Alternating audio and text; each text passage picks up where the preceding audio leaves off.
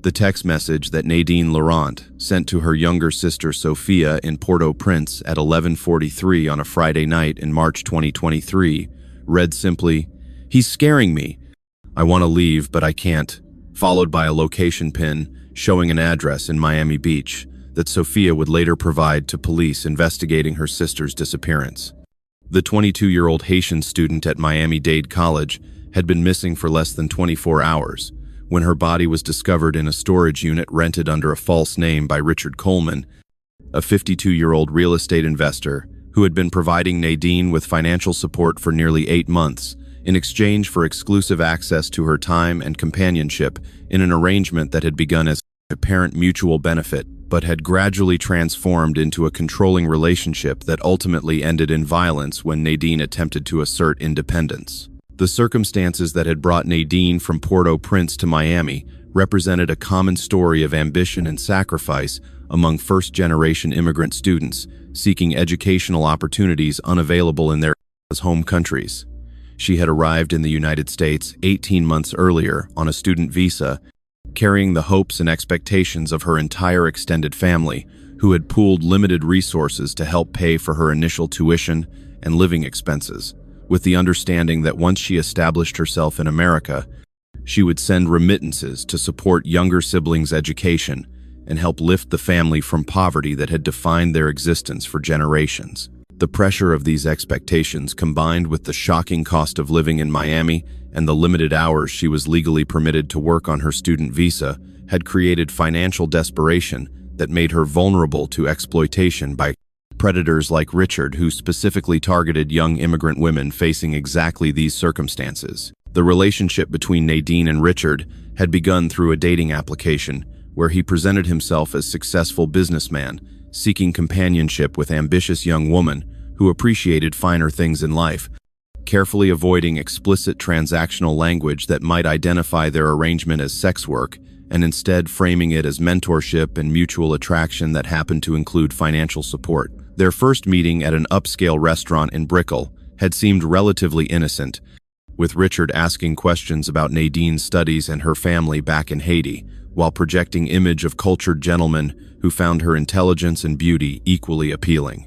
The envelope containing $2,000 in cash that he had given her at the end of that first evening had been presented as gift to help with expenses rather than payment for services, maintaining the fiction that their relationship was romantic rather than transactional, even as both parties understood the implicit expectations about her availability and behavior. The financial relief that Richard's support provided had been immediate and substantial, allowing Nadine to reduce her work hours at the coffee shop where she had been employed part-time to send meaningful remittances to her family for the first time since arriving in Miami, and to focus more energy on her studies in business administration that she hoped would eventually lead to legitimate career opportunities and path to permanent residency. The photographs from the early months of their relationship showed Nadine smiling at expensive restaurants, posing in designer clothes that Richard purchased for her, and enjoying luxuries that would have been completely unattainable on her barista salary and limited family support. These images created narrative of young woman being treated well by generous benefactor, though they obscured the gradual escalation of controlling behaviors and the increasing sense of ownership that Richard expressed over Nadine's time, attention, and autonomy. The warning signs that Nadine's friend Jasmine had tried to highlight included Richard's insistence on knowing Nadine's location at all times through phone tracking applications, his angry reactions when she spent time with friends without his permission, his prohibition on her dating or even casually socializing with other men, and his statements suggesting that his financial support entitled him to complete control over her social life and personal decisions. Jasmine's warnings that he's not love, he's control had been dismissed by Nadine, who felt trapped by her financial circumstances and who had convinced herself that tolerating Richard's possessiveness was reasonable price for the stability his support provided, and the remittances she was able to send home that were literally keeping her younger siblings in school and providing medical care for family members who would otherwise have gone without treatment. The escalation that led to Nadine's murder occurred over several weeks following her attempt to establish boundaries around Richard's controlling behavior, including her statement that she needed more independence and wanted to reduce the frequency of their meetings, so she could focus on final exams and spend more time with friends her own age. Richard's response to these reasonable requests for autonomy had been to become increasingly paranoid about her potential interest in other men, to make threats about cutting off financial support that would force her to drop out of school, and to increase his surveillance of her activities through monitoring her phone and showing up unannounced at her apartment and workplace to verify that she was where she claimed to be. The terror that Nadine expressed in her final communications with Sophia reflected her recognition that Richard's obsession had become dangerous and that her attempts to extract herself from their arrangement were triggering violent rage rather than acceptance that their relationship needed to end. The discovery of Nadine's body by Miami police, responding to anonymous tip about suspicious activity at a storage facility, revealed that she had been strangled during a confrontation with Richard at his luxury condo, with her body then transported to the storage unit in what appeared to be a hasty attempt to conceal the crime, while Richard determined how to dispose of remains more permanently. The forensic evidence collected from both the murder scene and the storage location provided overwhelming proof of Richard's guilt, though the investigation also revealed the systematic way he had isolated Nadine from support systems and created financial dependency that made her feel unable to escape, even when his behavior became clearly threatening. The financial circumstances that had made Nadine vulnerable to Richard's exploitation reflected broader structural issues affecting international students in the United States, where visa restrictions, limited work authorization, while costs of tuition, housing, and basic living expenses far exceeded what most students could afford through legal employment alone. The calculations that Nadine had done in her journal, discovered by police during their investigation, documented her monthly shortfall between available funds and necessary expenses, showing deficit of approximately $1,500 that she had been unable to close through her part-time work at the coffee shop, where she earned minimum wage for the limited hours permitted under her visa status. The desperation evident in these financial records helped investigators understand why a young woman with strong family values and clear educational goals might have felt she had no choice but to accept Richard's offer of support, despite recognizing the problematic power dynamics and the personal compromises required. The dating application where Nadine and Richard had connected operated in gray area between legitimate dating platform and thinly disguised escort service, with its algorithms specifically designed to match young women facing financial difficulties with older affluent men seeking companionship arrangements that avoided explicit solicitation while clearly facilitating transactional relationships. The investigation into Richard's use of this platform revealed that Nadine was the fourth young immigrant student he had established similar arrangements with over previous 5 years, with each relationship following a familiar pattern of initial generosity and apparent respect followed by gradually escalating control and possessiveness that typically ended when the young women attempted to assert independence or establish boundaries around his behavior. The testimony that Jasmine provided to investigators described how Nadine's personality had changed over the months of her relationship with Richard, with her initially bright and optimistic disposition gradually giving way to anxiety and withdrawal as Richard's demands on her time increased and his restrictions on her social life became more oppressive. Jasmine recalled specific incidents where Nadine had canceled plans with friends because Richard had summoned her unexpectedly, where Nadine had appeared with bruises that she explained as clumsiness, though Jasmine suspected they resulted from Richard's physical aggression, and where Nadine had expressed feeling trapped in a situation she could not escape without losing her ability to remain in the United States and continue supporting her family in Haiti. The pattern of escalating control that characterized Richard's behavior toward Nadine included his requirement that she install tracking applications on her phone that allowed him to monitor her location continuously, his insistence that she seek his permission before making plans with friends or attending social events, his prohibition on her having male friends or even speaking casually with male classmates, and his threats to contact immigration authorities with false accusations if she attempted to end their relationship or report his abusive behavior. These controlling tactics were classic indicators of intimate partner violence perpetrated by abusers who used financial dependency and immigration vulnerability to trap victims in relationships where normal avenues of escape were effectively closed through combination of economic coercion and threats of legal consequences. The communications between Nadine and her sister Sophia during the weeks before her death revealed her growing awareness that Richard's behavior had become dangerous and her desperate attempts to develop exit strategy that would allow her to escape without losing her visa status or her ability to support her family. Sophia's testimony about these conversations included Nadine's plans to find additional work that might allow her to reduce her financial dependence on Richard, her hopes of securing scholarship funding that would provide legitimate financial support, and her fears about what Richard might do if she attempted to leave before having alternative resources in place to maintain her independence. The failed attempt that Nadine made to report Richard's threatening behavior to local police 3 weeks before her murder illustrated systemic failures in how law enforcement often responds to complaints from vulnerable immigrant women about abuse by powerful men. The officer who had taken Nadine's initial report had been dismissive of her concerns, suggesting that if she didn't like the terms of her relationship with Richard, she should simply stop seeing him, failing to recognize or address the coercive elements that made leaving difficult and the credible threats he had made about ruining her immigration status if she attempted to end their arrangement. The documented existence of this police report that had generated no protective intervention would become significant evidence in subsequent civil litigation about law enforcement failures to protect vulnerable victims. The tracking application data that investigators recovered from Nadine's phone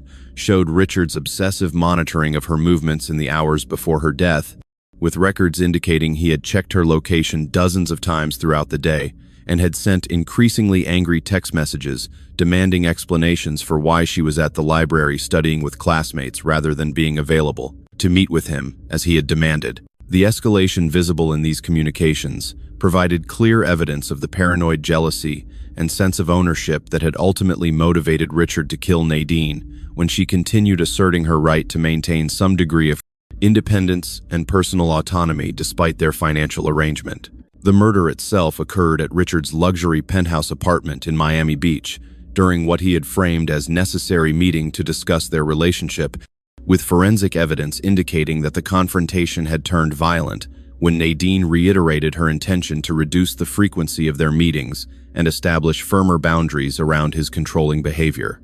The strangulation that caused her death appeared to have occurred during struggle in which Richard had grabbed Nadine by the throat, either to intimidate her or in fit of rage,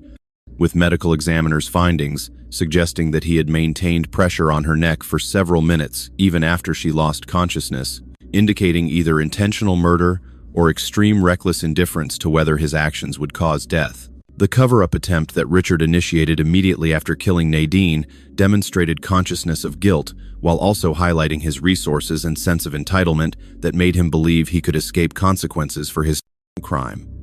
Using cash to rent storage unit under false identity, carefully cleaning the murder scene to remove evidence, and wrapping Nadine's body in materials purchased from multiple different stores to avoid detection showed planning and awareness that he had committed serious crime requiring concealment. The anonymous tip that eventually led police to discover Nadine's body in the storage unit came from an employee at the storage facility who had found Richard's behavior suspicious when he arrived after midnight to access his unit, prompting security review that identified him as the renter despite his use of false documentation. The arrest that occurred approximately 40 hours after Nadine's death came as Richard was apparently preparing to transport her body to a more permanent disposal location, with police discovering a rental truck parked near the storage facility and finding chemical substances in his apartment that investigators believed he had intended to use to accelerate decomposition. The evidence collected during his arrest included the clothing he had been wearing during the murder, which still contained traces of Nadine's DNA, despite his attempts at cleaning, phone records documenting his obsessive monitoring of her movements, and financial records showing the thousands of dollars he had provided to her over 8 months in exchange for her exclusive availability and companionship. The interrogation that followed Richard's arrest revealed his complete lack of remorse about killing Nadine, with him instead expressing outrage that she had been ungrateful for his financial support and had violated what he viewed as their implicit agreement that his money entitled him to complete control over her time, attention, and personal relationships. His statements characterizing Nadine as property he had purchased rather than human being with rights and autonomy provided chilling insight into the mindset of predators who specifically target vulnerable young women for exploitation, viewing them as commodities to be controlled rather than people deserving respect and basic human dignity. The investigation into Richard's background revealed a pattern of predatory behavior toward young immigrant women that had escalated over many years, with previous girlfriends reporting similar controlling behaviors, though none of the earlier relationships had ended in violence that reached the level of homicide. The pattern suggested that Richard's increasing age and decreasing conventional attractiveness, combined with growing sense of entitlement derived from his wealth, had created a toxic combination of factors that made him progressively more dangerous to vulnerable women who accepted his financial support out of desperation rather than genuine attraction or affection. The community response to Nadine's murder included outpouring of grief from fellow students and Haitian immigrant community members who recognized how easily any of them might have found themselves in similar circumstances given the impossible financial pressures facing international students with limited work authorization. The vigils and memorial services that were organized in Nadine's honor emphasized both her individual humanity and her dreams for a better future, while also highlighting the structural vulnerabilities that made young immigrant women targets for exploitation by predators who understood exactly how to identify and manipulate people facing desperate financial circumstances. The media coverage of the case initially focused on salacious details about the sugar baby relationship between Nadine and Richard, with headlines emphasizing the transactional nature of their arrangement in ways that many advocates criticized as victim-blaming and as obscuring the fundamental reality that Nadine had been murdered by a violent predator who had exploited her financial vulnerability. The reframing that occurred as more details emerged about Richard's pattern of controlling behavior and his history of targeting vulnerable immigrant students helped shift public understanding toward recognition that this was a case about predation and intimate partner violence, rather than morality tale about young women making poor relationship choices. The prosecution of Richard Coleman for first-degree murder proceeded relatively quickly, given the overwhelming forensic evidence connecting him to Nadine's death, though the legal proceedings provided opportunity for important testimony about the controlling relationship dynamics and the systematic way Richard had isolated Nadine from support systems while creating financial dependency that made her feel unable to escape. The victim impact statements from Nadine's family members who traveled from Haiti for the trial were particularly powerful, with her mother describing the hopes and dreams their family had invested in Nadine's education and the devastating loss of their bright daughter, who had been working so hard to build a better future for herself and help lift her family from poverty. The defense strategy that Richard's attorneys employed attempted to portray Nadine as willing participant in transactional relationship who had understood and accepted the terms of their arrangement,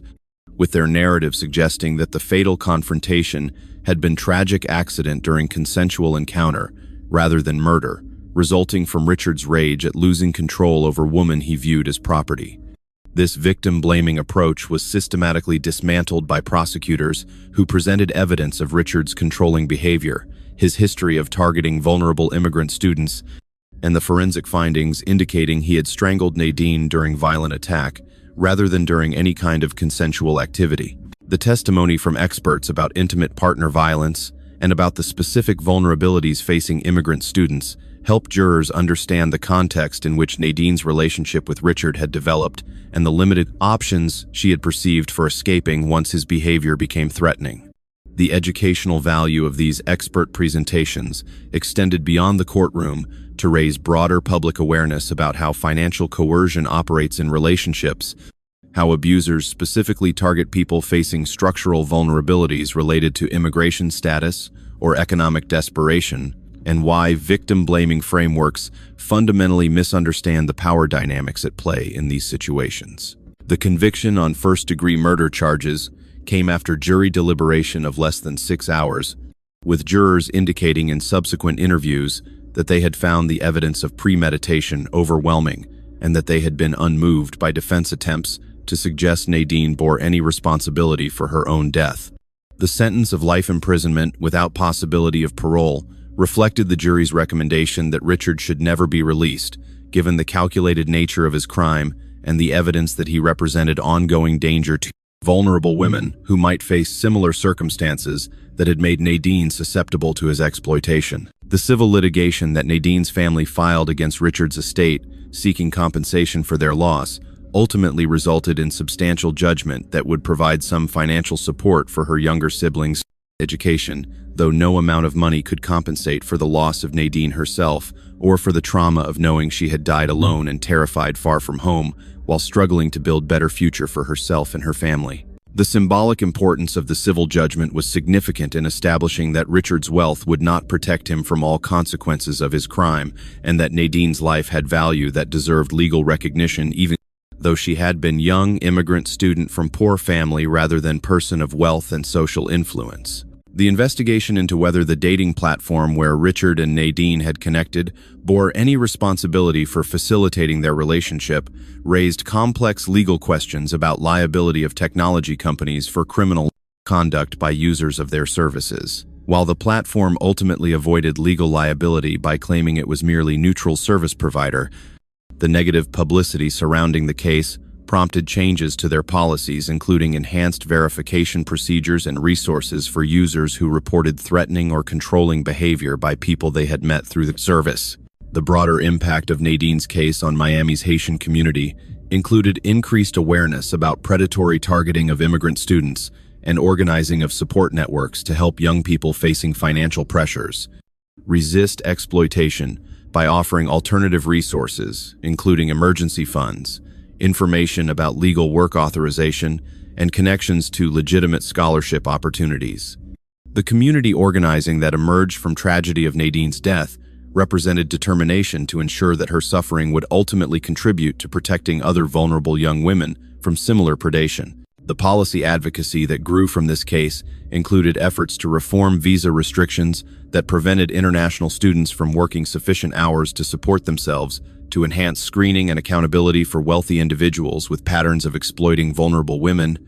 and to improve law enforcement response to complaints from immigrant victims of intimate partner violence who face unique vulnerabilities related to their immigration status. The reforms that were eventually implemented at local and state levels represented meaningful progress, even as advocates acknowledged that protecting all vulnerable students from exploitation would require sustained commitment to addressing underlying structural inequalities. The scholarship fund that was established in Nadine's memory provided financial support specifically for Haitian immigrant students facing circumstances similar to those that had made Nadine vulnerable,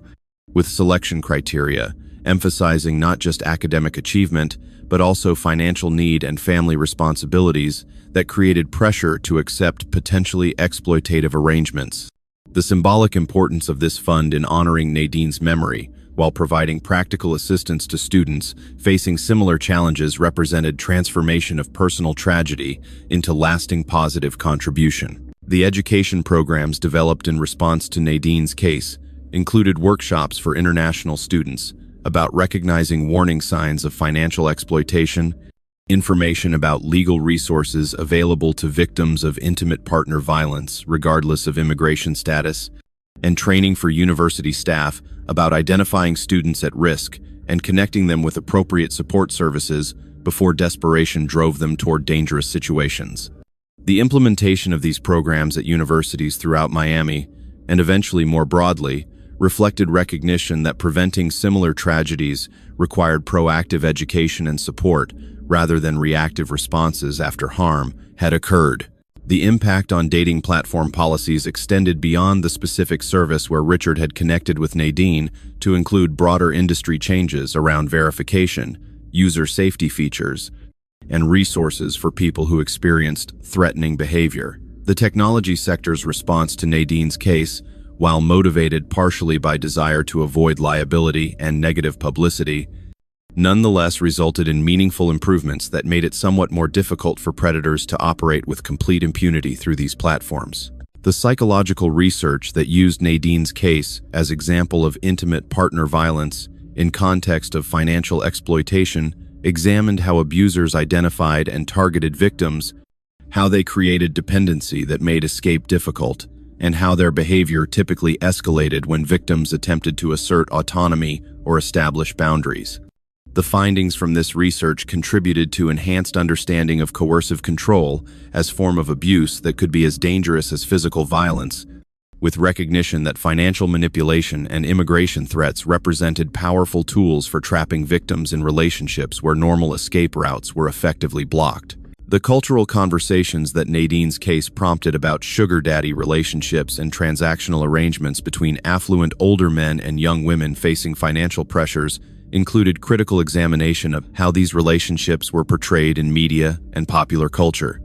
The recognition that romanticizing or normalizing these arrangements obscured the real power imbalances and potential for abuse helped shift some public discourse toward more realistic understanding of exploitation dynamics and away from narratives that portrayed these relationships as mutually beneficial arrangements between consenting adults with equal negotiating power. The immigration policy discussions that emerged from this case highlighted how visa restrictions that prevented international students from working sufficient hours to support themselves created vulnerabilities that predators like Richard deliberately exploited. The advocacy for reforms that would allow students more flexible work authorization while maintaining academic focus represented an attempt to address structural factors that made young immigrants susceptible to exploitation, though implementation of such reforms faced political challenges unrelated to the actual merits of protecting vulnerable students. The comparison between Nadine's case and similar situations involving immigrant women in other contexts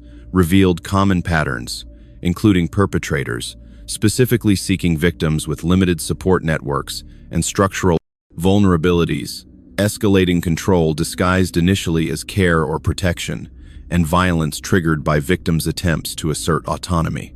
The recognition of these patterns across different cultural contexts and immigration circumstances helped develop more generalizable understanding of how to identify and prevent these forms of exploitation. The international attention that Nadine's case attracted brought focus to global patterns of wealthy men from developed countries exploiting vulnerable women from developing nations,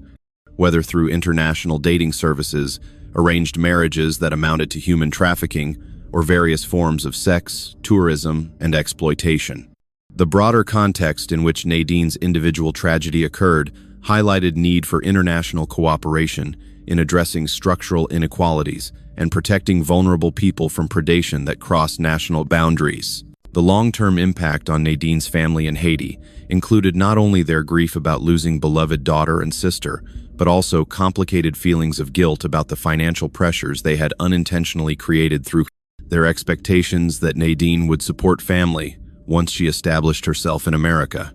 The therapy and support services that were provided to family members through organizations working with victims of violence helped them process these complex emotions while recognizing that their hopes for better future had been reasonable aspirations tragically exploited by predator who targeted women facing exactly the circumstances Nadine had been navigating. The relationship between Sophia Laurent and organizations working to support international students evolved from her initial engagement as sisters seeking justice for Nadine to her becoming advocate and speaker who shared their story to help other young women recognize warning signs and understand available resources before finding themselves in similarly dangerous situations. The meaning that Sophia found in this advocacy work helped channel her grief into purpose while honoring Nadine's memory through efforts to protect others from exploitation. The university policy changes that were implemented in response to Nadine's case included enhanced financial counseling for international students, improved coordination with community organizations, providing emergency assistance, and mandatory training for faculty and staff about recognizing signs of exploitation or abuse.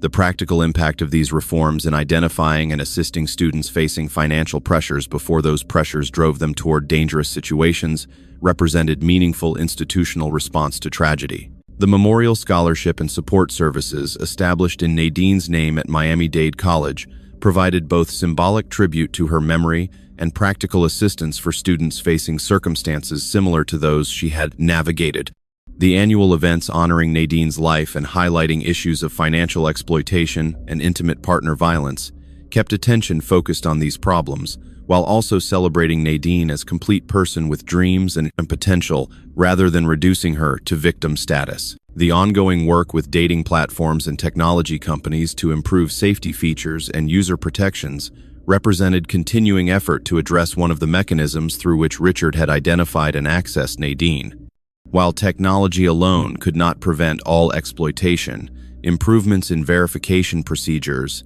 reporting systems, and user education contributed to making these platforms somewhat less conducive to predation. The legacy of Nadine Laurent extended beyond the specific tragedy of her murder to influence broader conversations about structural vulnerabilities facing immigrant students, about power dynamics in relationships involving significant financial disparity, and about society's responsibility to protect vulnerable people from exploitation by those with greater resources and social power.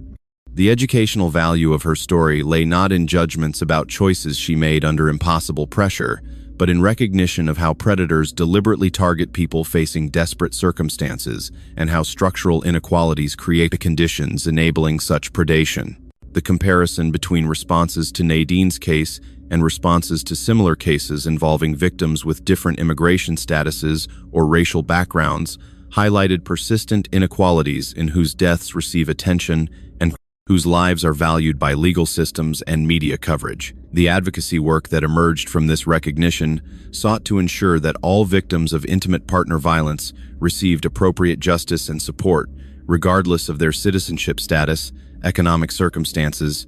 or racial identity. The evolution of understanding about financial coercion as form of intimate partner abuse benefited from analysis of Nadine's case and similar situations where economic dependency was weaponized to trap victims in relationships where violence or exploitation occurred. The development of legal frameworks and support services specifically addressing financial abuse represented important progress in recognizing full spectrum of tactics that abusers employed to control victims. The international cooperation that Nadine's case prompted between advocates in the United States and Haiti illustrated how addressing exploitation that crossed national boundaries required coordination between organizations in both source and destination countries. The networks that developed to support immigrant students and to provide resources for people considering international migration for education or economic opportunity contributed to The memory of Nadine Laurent lives on through the students helped by scholarships established in her name, through the lives potentially saved by increased awareness of predatory exploitation patterns, and through the policy reforms prompted by her tragic death. Her story serves as painful reminder that structural inequalities create vulnerabilities that predators deliberately exploit,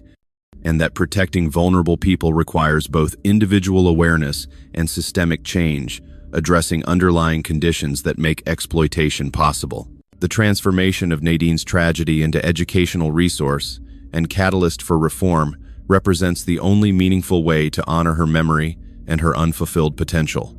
By learning from her experience, by recognizing warning signs she might not have had opportunity to learn about, and by building support systems she needed but lacked, we can work toward a future where fewer young people face impossible choices between their dreams and their safety, and where predators like Richard Coleman find fewer opportunities to exploit desperation for their own gratification and control.